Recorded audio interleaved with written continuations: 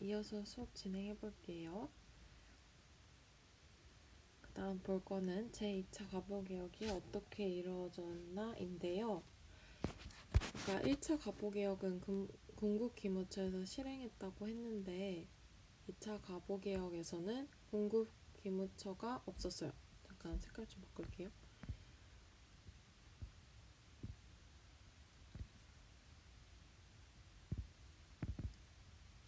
공국기무처가 없었다는 게 특징이고요. 이때 홍법 14조라는 조항을 가지고 와서 이걸로 가보개혁을 했어요. 그리고 교육입국 조서라는 걸 발행을 해서 교육에 대한 내용을 약간 바꿨어요. 누가 했는지는 사실 중요하지 않아요. 1차 가보개혁하고 2차 가보개혁의 차이도 가끔 나오고요. 2차 가보개혁에서 홍범 14조, 가보개혁에서 홍범 14조를 사용해서 개혁을 했다는 것도 가끔 나와요. 아까 이 시점에서 청일전쟁이 일어났었다고 했잖아요. 청일전쟁이 일어났는데 결국 일본이 승리를 하게 됩니다. 일본이 승리를 하게 되면서 조약을 맺게 되는데요. 그 조약의 이름이 시모노세키 조약입니다. 이름이 되게 강세가 세죠. 아무튼 간에 청나라가 지고 일본이 승리를 하게 되면서 조약을 맺게 되는데 이 조약의 내용은 청나라가 조선을 간섭하지 말라는 내용이었어요.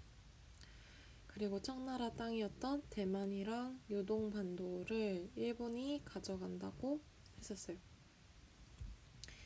근데 이때 여러 나라들이 이 전쟁에 관심이 많았어요. 왜냐면 중국 같은 경우는 땅덩어리가 크니까 외국에서도 많이 관심을 가졌겠죠. 그래서 이때 삼국 간섭은 뭐냐면 러시아랑 잠깐만요. 좀 지우고 예쁘게 써볼게요. 러시아랑 프랑스, 독일이 여기에 관심을 가진 건데요.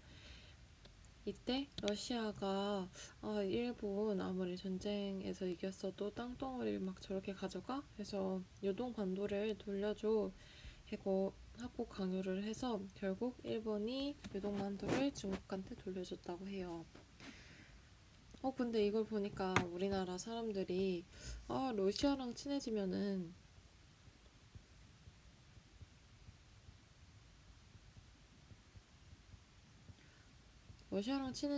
뭔가 일본을 물리칠 수 있겠네 라는 생각이 든 거예요.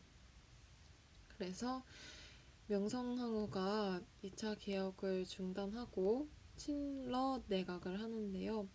친일파 할 때 또 뜻이 일본하고 친한 거잖아요. 친러 내각 같은 경우는 러시아랑 친한 것을 뜻해요. 그 다음에 친러 내각을 하니까 일본이 화가 난 거예요. 감히 러시아랑 친하게 지내? 러시아가 지금 우리나라가 뺏은 땅까지 뺏어갔는데 너네가 러시아랑 친하게 지낸다고? 그걸 하게 한 사람이 명성황후라고 명성황후 죽이자라고 해서 일어났던 게 알다시피 을미사변이에요. 이거 중요한 사건이에요. 명성황후를 살해하게 되고요. 동시에 3차 기역도 일어나고 이에 대항해서 을미의병이 일어나요. 을미의병은 명성황후를 죽인 거에 대해서 화가 나서 일어난 것도 있지만 3차 개혁에서 여기 있네요. 3차 개혁 밑에 3차 개혁에서 단발령이라는 걸 실시했기 때문에 이거에 대해서 화가 난 양반들이 단발령을 폐지해달라 하면서 일어난 의병이기도 해요. 우리나라는 지금 머리카락을 보면은 다 짧은 머리잖아요. 몇몇은 긴 머리를 유지한 사람들도 있겠죠. 근데 이때는 부모님이 주신 거는 소중하다는 의미로 머리카락을 태어나서 성인이 되고 죽을 때까지 자르지 않았어요. 그래서 이 머리를 보통 조선시대 영화를 보면은 머리를 이렇게 상투로 싸매가지고 나오잖아요. 이게 머리가 너무 길어서 그런 거예요. 이런 식으로 해서 부모님이 주신 거는 소중히 여기자 하면서 머리를 계속 길려왔는데 일본처럼 단발령을 하자고 하니 당연히 정통성을 지키려고 하는 양반들은 화가 날 수밖에 없겠죠. 그래서 일어났던 게 을미의병이고요. 고종은 아내였던 명성황후가 궁궐에서 죽게 됐고 그거에 대한 사건에 대해서 제대로 파악하지 못하는 상황을 봐서는 이 상황에는 내가 러시아 공사관으로 도망가는 게 가장 맞겠구나 해서 왜냐면 너무 무섭잖아요. 같은 궁궐에서 자기도 죽을 수도 있는 거니까. 그래서 결국 러시아 공사관으로 도망가게 되고요. 아까 일어났던 을미의병의 해산을 권고합니다.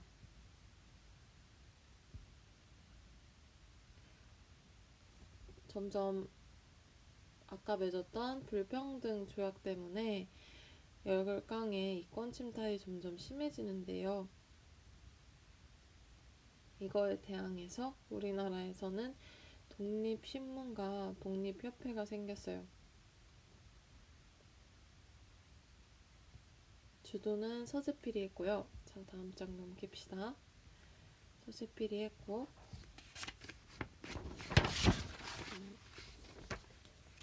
무슨 활동을 했는지 볼게요. 아까 고종이 러시아 공사관으로 도망갔다고 했잖아요. 고종의 황궁을 요구합니다. 나라의 왕인데 러시아 공사관에 도망가서 뭐하는 짓이냐라는 생각이 든 거죠. 그래서 황궁 다시 돌아오는 것을 요구해요. 궁으로 돌아오는 것을. 그리고 계몽 활동. 나라의 사람들을 깨기 위해서 지금 상황이 잘못된 것을 알리기 위해서 독립문을 짓기도 하고 독립신문을 발간을 해서 나라의 사람들이 더 잘 알 수 있게 했어요. 그리고 회의 같은 걸 열었었는데 처음에는 민중들만 함께하는 만민 공동회를 열었다가 관사람까지 함께하는 관민 공동회를 열게 돼요. 이때 다 같이 회의를 하면서 헌의 육조를 채택하기도 해요. 자, 조선시대 말을 볼게요. 아까 독립협회에서 고종 황궁을 요구했다고 했잖아요. 그래서 결국 고종이 황궁하게 됩니다. 고종이 황궁하게 되면서 새로운 개혁을 실시하려고 하는데 개혁을 실시하면서 우리나라는 조선이 아니라 대한제국이다를 선포해요. 근데 이 개혁이 좀 잘못됐던 게 뭐냐면 대한제국 했으니까 뭔가 자신이 황제고 이 나라는 제국이다 이 느낌인 거잖아요. 근데 1897년도 이때 시기 같은 경우는 다른 나라는 지금 우리의 체제같이 투표로 대통령을 선거를 하고 좀 더 열려 있는 상태였어요.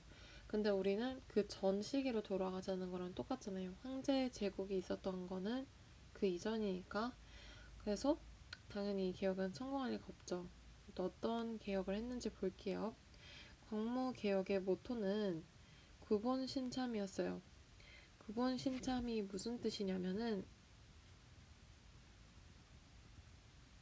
구본신참은 옛것을 근본으로 새로운 것을 창조하자는 의미예요. 아까 보니까 황제 제국을 하자고 한 거 보면은 옛날에 그런 걸 했던 거잖아요. 그래서 그 옛것을 근본으로 삼고 새로운 것을 창조하자는 모토로 광무개혁을 실시했는데요. 전제공주정을 정치로 하자고 했어요. 전제공주정은 황제를 중심으로 한 정치 방식이에요. 그리고 아무 그런 자본이 없는데 개혁을 실시할 순 없겠죠. 그래서 양전 사업을 시행했는데요. 양전 사업이 뭐냐면 토지 조사를 하는 거예요. 토지 조사를 해가지고 지게를 발급하게 돼요. 왜 이게 개혁을 하기 위한 기반인가라고 하면은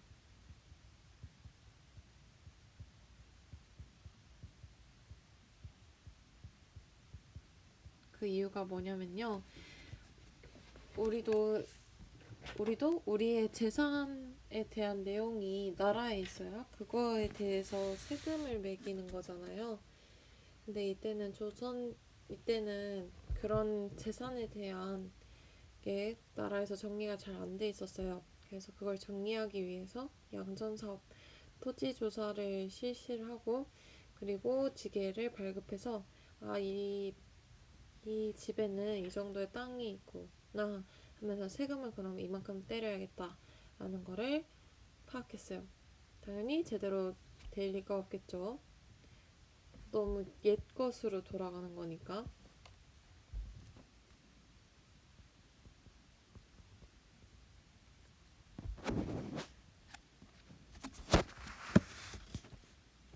일본에서 화폐 정리 사업을 실시하려고 하는데요. 일단은 이게 먼저인지 이게 먼저인지 중요한 건 아니지만 이거 다음에 이걸 설명하는 게 좋을 것 같아서 이거 먼저 설명할게요. 고종이 광무개혁을 실시하려고 하고 일본에서는 일사늑약이라는 조약을 억지로 맺어요. 그래서 늑약이라는 뜻이 억지로 맺은 조약이라는 뜻이고요. 일본이 일사늑약을 맺으면서 우리나라의 외교권을 박탈하게 됩니다. 외교권을 박탈한다는 뜻이 뭐냐면요. 외교권이라는 거는 우리가 다른 나라랑 일본이 아닌 뭐 프랑스나 미국이나 그런 나라들하고 소통할 수 있는 권리예요. 근데 이 외교권을 박탈하고 일본이 외교권을 가졌다는 건 우리나라의 외교권을 가졌다는 건 일본이 우리나라를 차지했다는 뜻이겠죠. 당연히 반발이 심했겠고요. 일본이 경복궁을 점령하게 되고요. 황제 나린이 없었어요. 이 을사 늑약에는 황제 나린이라는 건 도장이라는 의미예요. 나린이 없었는데 일사오적이라고 하는 친일파 사람들이 이 나린을 날조하게 됩니다. 그리고 일사늑약을 하면서 우리나라 안에 통감부를 설치하고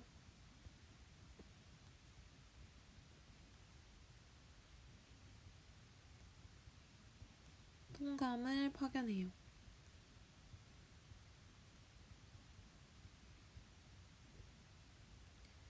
이때 왔던 게 이토 히로부미인데요. 당연히 다양한 저항이 일어났겠죠. 파견된 통감이 한 일을 봅시다. 파견된 통감이 한 일에는 화폐 정리 사업이라는 게 있었어요. 화폐를 정리하는 사업이라? 그러면 뭐 더러운 것을 없애고 새로운 화폐로 발급해주는 거 아니냐라고 하는데 문제가 뭐였냐면 상태가 안 좋은 화폐들은 인정해주지 않았어요. 그래서 집에 돈이 두둑히 있는데 제대로 보관을 못해서 다 그냥 쓰레기가 되는 경우도 있어서 국내 산업이나 은행이 파산하게 돼요. 그러면서 국내 경제가 일본에게 묶이게 됩니다. 아까 다양한 저항이 일어났다고 했는데 어떤 저항이 있었는지 볼게요. 다양한 저항에는 을사의병이나 언론사의 저항이 있었어요. 일사의병에서는 평민의병장이 최초로 등장했는데요. 그 사람의 이름은 신돌석이었어요. 그리고 언론사에선 어떤 저항이 있었냐면요. 여기 위에 있는데 황성신문이라는 신문에서 시야 방성대국이라는 기사를 냈는데요. 이 기사의 내용은 500년 사직, 곧 조선이 하루에 망했다라는 내용을 담고 있었어요. 이거 꼭 기억해 주셔야 돼요. 흥선신문이라는 게 시라 방송대록을 썼는데 이거에 대한 내용은 나라가 뺏기는 서러움에 대해서 담겨 있는 내용이었어요. 우리나라도 끝까지 이 나라를 뺏기지 않기 위해서 했던 행동이 있어요. 한번 봐볼게요. 이때 당시에 헤이그에서 만국 평화회의가 열렸는데요. 평화를 위한 거를 회의하기 위한 거겠죠. 여기에 우리나라 사람을 참가시키려고 해요. 근데 참가가 실패되게 돼요. 일본이 방해를 했겠죠, 당연히. 고종이 이 헤이그에다가 우리나라 사람을 보내는 헤이그 특사를 계획을 했는데요. 이거를 알게 된 일본이 고종을 강제 퇴위시키려고 합니다. 강제 퇴위하는 것을 막기 위해서 우리나라 안에서도 아까 의병과 같은 그런 게 일어나는데 약간 다르죠. 의병 같은 경우는 의로운 병사에서 칼을 쓰고 하는 거라고 하면은 대한자강회 해서 회 같은 거는 지금의 시위랑 비슷한 느낌이에요. 대한자강회라는 게 열리는데요. 고종의 퇴위를 반대하는 시위가 일어나요. 근데 결국 나중에 해산을 하게 되고 일본이 고종도 퇴위했으니까 야 니네 군대 해산해라 하니까 이거에 대항해서 정미의병이 일어나게 돼요.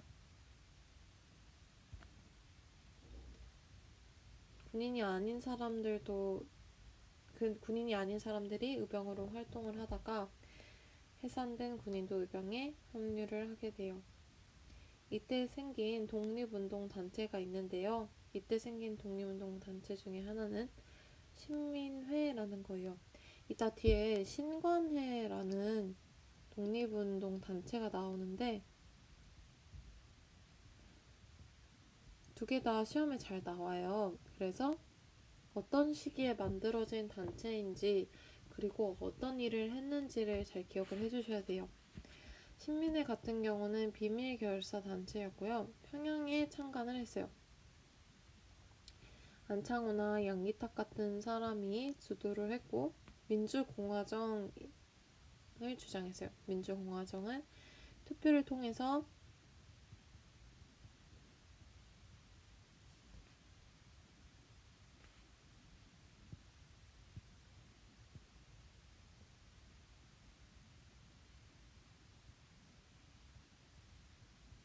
대표자를 선출하는 거예요. 죄송해요.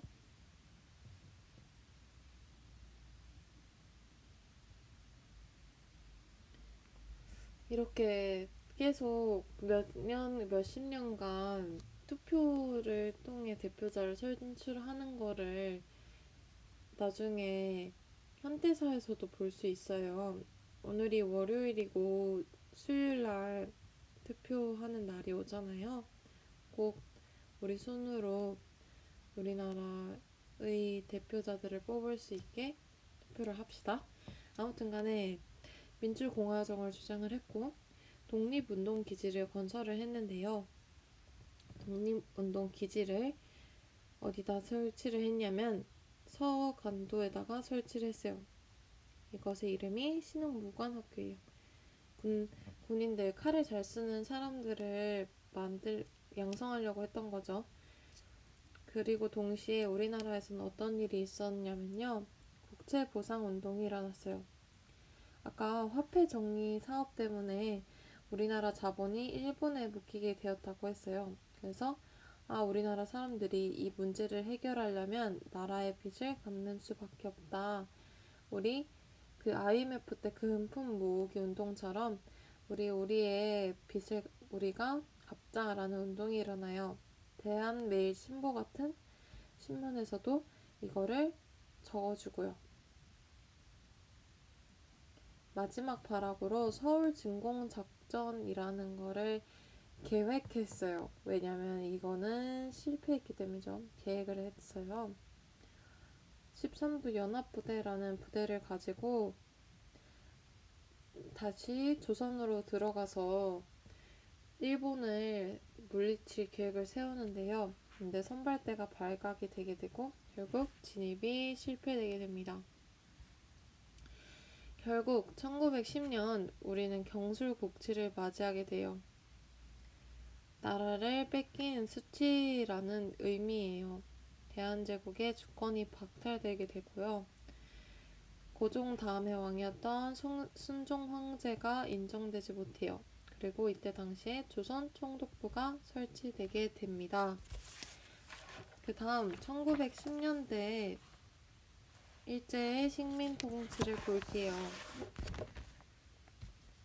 일본의 일제강점기 때 통치 방식을 정리를 해볼게요. 일단은 들어가기 전에 1910년대에는 잘못 썼네요. 1910년대 예쁘게 써볼게요. 일본 통치 방식을 시대에 따라 어떻게 달라졌는지 볼 겁니다. 1910년대 같은 경우는 무단 통치를 했어요. 말 그대로 무단으로 계속 때리고 죽이고 너네 일본의 식민지다 하는 방식이 무단 통치이고요. 중간에 어떤 사건이 있어서 1920년대에는 문화 통치라고 해서 너네 얘기하는 것도 좀 들어줄게. 잘 해줄게. 일본에 지배받는 것도 나쁘지 않아. 이런 식으로 잘 해줬던 게 문화 통치고요. 1930년대는 제2 대전이 일어났던 시기였어요. 이때는 민족 말살 통치라고 해서 통치를 했는데 민족 말살 통치가 뭐냐? 민족을 아예 말살시키는 거예요. 너네 민족 없어. 그냥 일본하고 조선은 같은 민족이야. 그냥 너네 없어. 민족 말살. 우리는 같은 나라이기 때문에 조선이라는 나라는 없는 거야. 이런 식으로 통치했던 게 민족 말살 통치예요. 1910년대 무단 통치부터 봐볼게요. 무단 통치. 어떤 식으로 통치를 했냐면 조선 태영령이라는 게 있었어요. 이때 태영은 엄청 끔찍한 고문 방식을 말하는데요.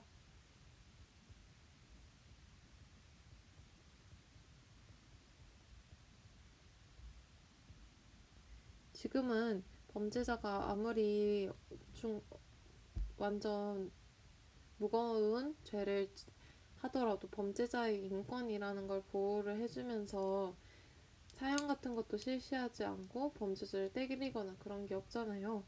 근데 이때 당시에는 때리는 거나 그런 게 있었고 그거에 더해서 끔찍한 고문 방식을 조선인에 한해서 실시하는 조선 태양령이라는 게 있었어요. 여기 적혀 있네요. 한국 사람에게만 적용했고 이것은 너무 잔혹한 고문 방식이었기 때문에 인권 유린을 할 정도였다고 해요. 그리고 이때 있었던 게 헌병 경찰제인데요. 헌병이 뭐냐? 헌병은 지금도 있는데 헌병은 군인들의 경찰이라는 의미예요. 군인도 정말 딱딱하고 한데 군인들의 경찰이니까 그냥 경찰보다 훨씬 무섭겠죠. 헌병이 경찰로 하는 헌병경찰제가 있었고 헌병경찰제를 실시할 때 볼 게 뭐냐면 즉결 처분권을 부여했어요. 즉결 처분권이란 뭐냐 하면 말 그대로 그 즉시 이 사람에 대한 죄를 묻는 건데요. 즉결 처분권이 있으면 안 좋은 점은 이 사람이 전후 관계를 살펴봤을 때 이 사람이 잘못한 게 아니라 다른 사람이 잘못했는데도 그냥 지금 일어난 일이 너가 얘 때렸잖아. 응? 너 죽어 하고 막 때리거나 그런 거죠. 억울하게 죽거나 다친 사람이 많았겠죠? 이 법 때문에. 그리고 또 실시했던 게 회사령이라는 거예요. 회사령이란 뭐냐? 회사령은 허가 없이 창업을 하지 않았던 거예요. 다시 설명할게요. 일본의 허가 없이 창업을 할 수 없게 했던 거예요. 당연히 엄청 좋은 아이디어가 있는데 허가 없이 창업을 못하게 하니까 민족 자본이 성장이 억제될 수밖에 없겠죠. 그리고 이때 토지 조사 사업이라는 거를 실시하는데요. 아까 고종이 광무개혁을 실시하면서 토지 조사 사업을 실시했어요. 그거는 자본을 세금을 걷어서 자본을 만들기 위했던 건데 얘는 좀 이상해요. 토지 조사 사업이 뭐였냐면 기한부 신고제였어요. 일정 기한까지 신고를 해라 라는 거였어요. 너가 있는 토지를. 대신에 네가 신고를 안 하면 그거는 국유지야. 아까랑 좀 다르죠. 국유지야. 그러니까 신고 안 하면 그냥 다 우리 땅이야. 했던 거죠. 이제 여기서부터 좀 이상한데?